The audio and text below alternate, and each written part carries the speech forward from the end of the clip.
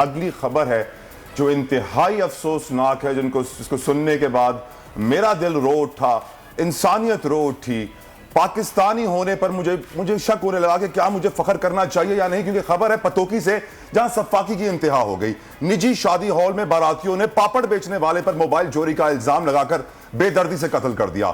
हमें रहेगा, मीडिया का यह काम है, हम कर रहे हैं, लेकिन तालीमी इदारों का काम है, हुकूमत का काम है, इंसानी हुकूक की तंजीमें, जो कि उस 8 मार्च को तो ये लोग बहुत ही जोर और शोर के साथ निकलते हैं। आज कहां है ये तंजीमें? फहीम, में आपकी बात बिल्कुल सही है, लेकिन जरूरी नहीं कि हम तमाम चीजें हम सिलेबस पे ही डाल दें या स्कूलों में ही डाल दें। अपनी खुद की भी एक इंसानियत इंसान के अंदर जिंदा होती है, जो आपको घर से परवरिश क्या मिलती हम है। इदारों से एक्सपेक्ट करें? हमें खुद मिनहसिल कौम खड़े होना होगा, काम करना होगा।